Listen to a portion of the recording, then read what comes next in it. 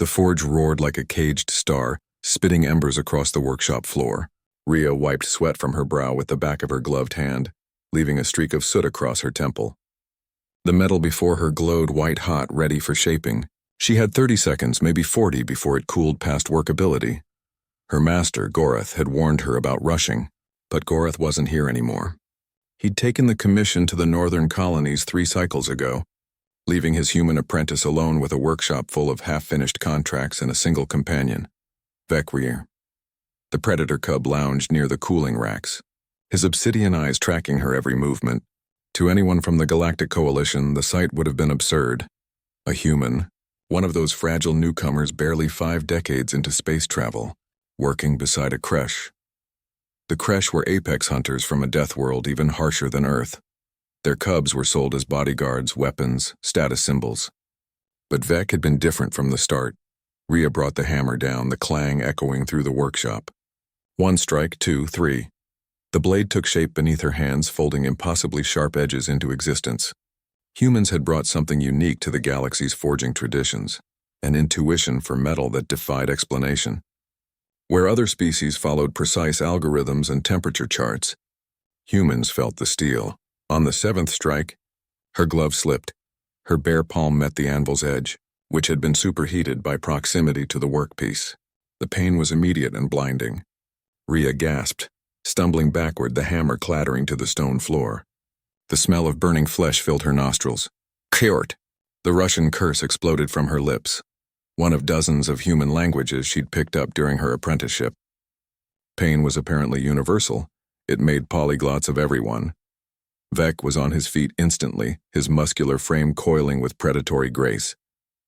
He crossed the workshop in 3 bounds, his claws clicking against stone. Most species would have fled from a creche moving with such speed and purpose, but Rhea had learned to read Vek's body language over the past 2 years. This wasn't hunting posture. This was concern.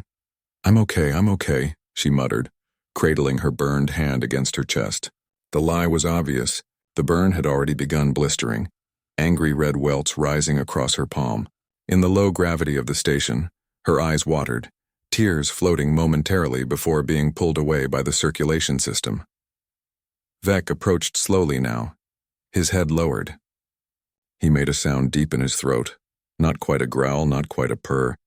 Rhea had heard it before when she'd fallen from the scaffold last season, when she'd sliced her arm on scrap metal. It was the sound Kresh made for their injured pack. It's bad, she admitted, finally looking at the wound. 2nd-degree burn, possibly 3rd in places. The medical bay was 3 levels away. She'd need to file an incident report, shut down the forge, lose half a day's work. The Coalition safety inspector would have questions about why a human was operating heavy equipment alone. Vek nudged her uninjured hand with his broad muzzle. Then, before she could protest, he gently took her burned hand between his massive paws.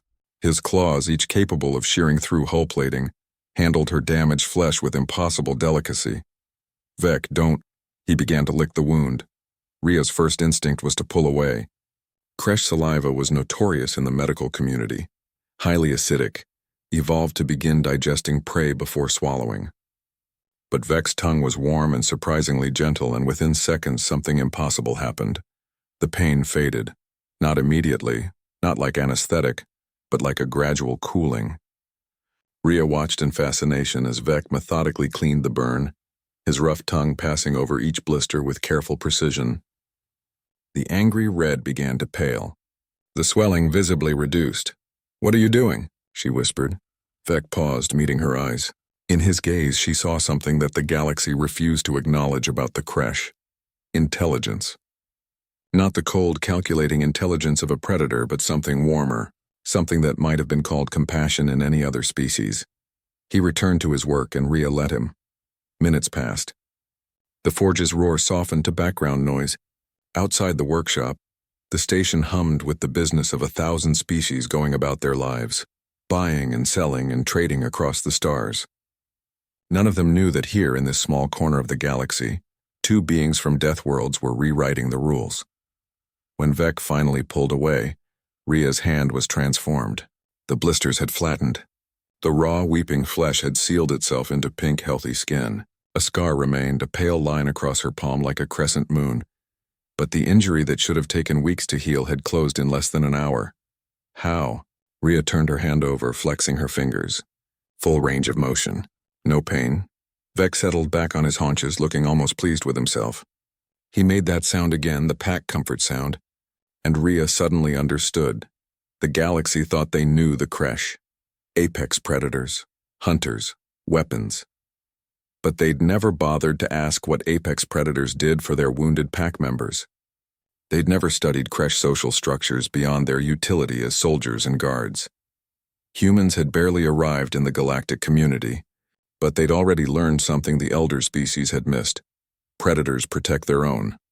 Rhea knelt down, wrapping her arms around Vec's thick neck. He tolerated the embrace with the patience of stone, though she felt his tail swish contentedly behind him. "Thank you," she murmured into his fur. The forge still needed tending. The blade still needed finishing. But for this moment, Rhea allowed herself to simply be grateful. For unlikely friendships, for the stubborn refusal of humans and Kresh alike to fit neatly into the galaxy's expectations, and for the simple truth that sometimes the most fearsome creatures in the universe were also the gentlest. She released Vec and stood, examining her scarred palm one more time. It would serve as a reminder that strength came in unexpected forms, that the galaxy still had mysteries to reveal, and that humanity's greatest contribution to the stars might not be their technology or their tactics, and might simply be their willingness to see others, truly see them for who they really were. Rhea returned to the forge, Vec at her side, and together they finished the blade.